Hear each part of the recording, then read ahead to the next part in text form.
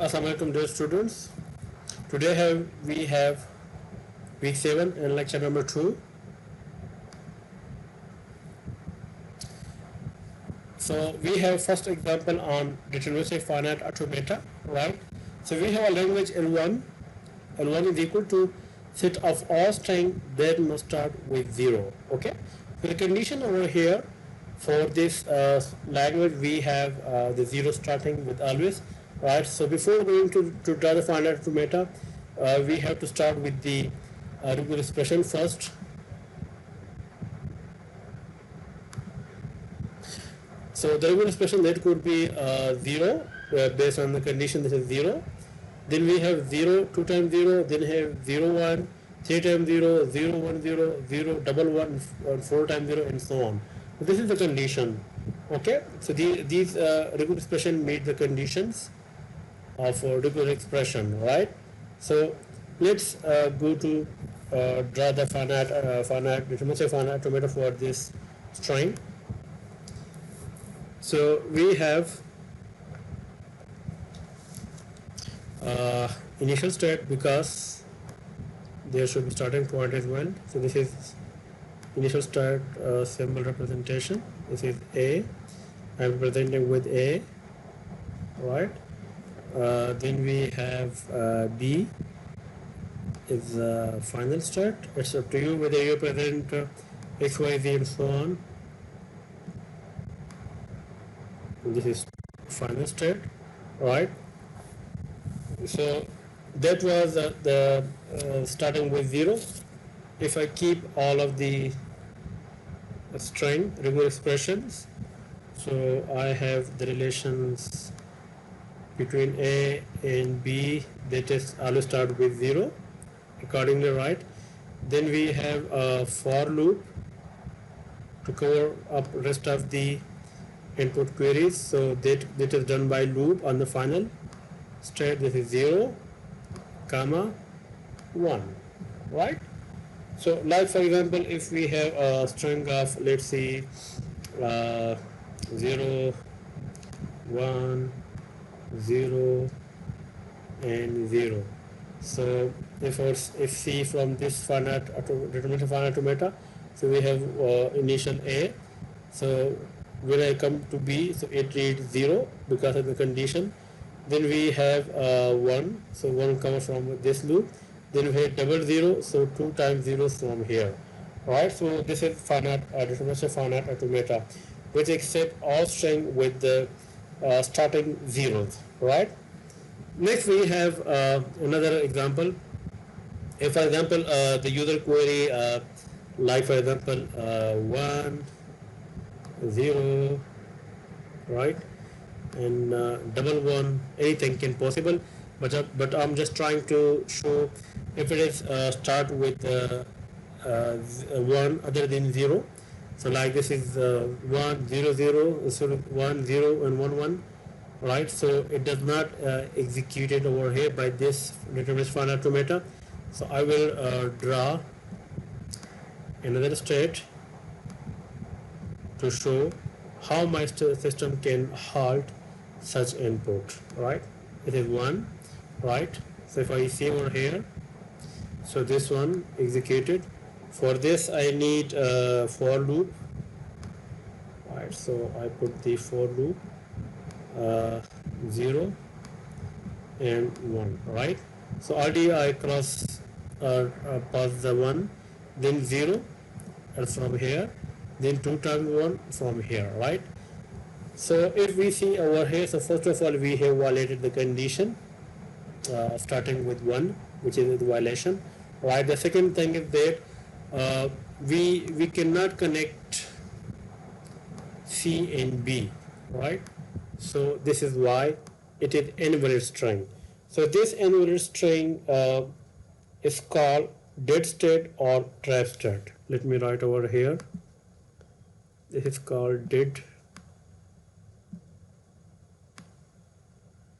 Sorry. It's called dead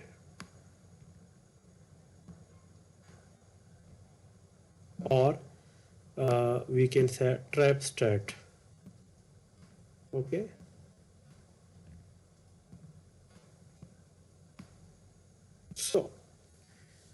This is one of the example how we can generate or draw deterministic finite automata from the given regular expression, which is coming with condition in the English-like statements, right? Let's we have another example over here.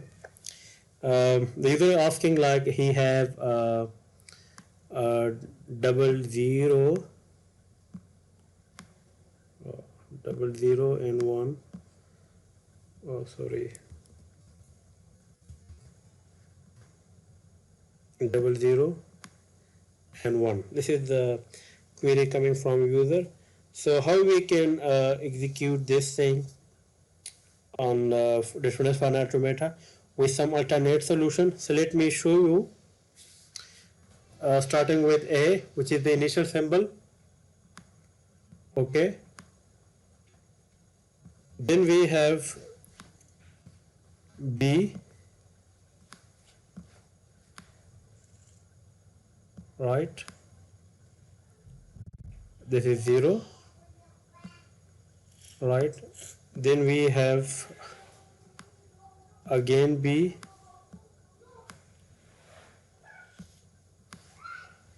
right? So this is 0 again we cover.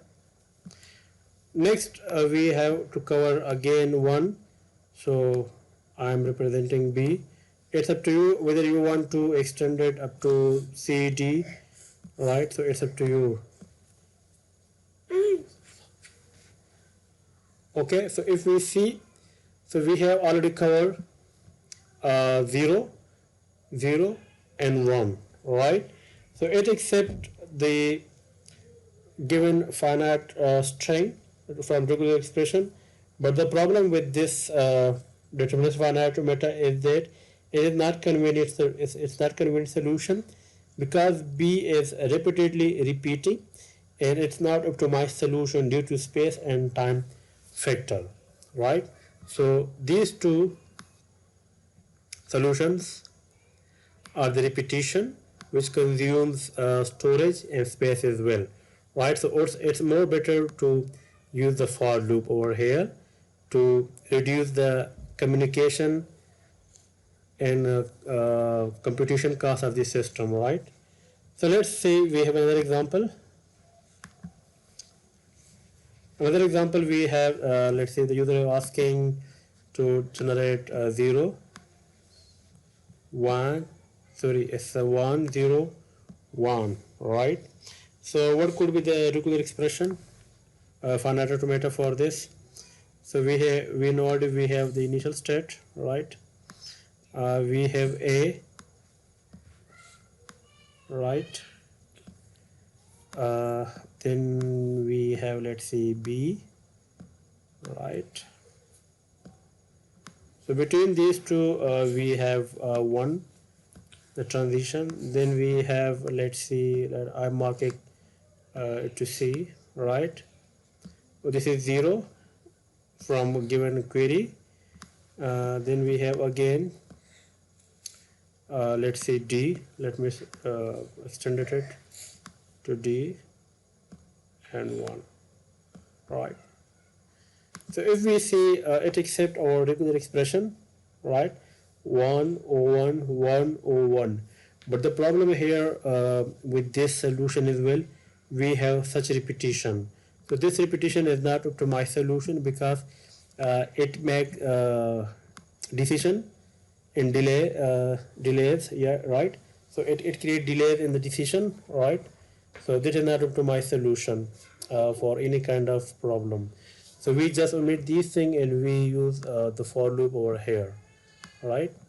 For loop, and then we place 0, then comma, and then we have 1, right? So this is the final state, but the problem with it is it does not reach the final state, right? So this is not optimal solution.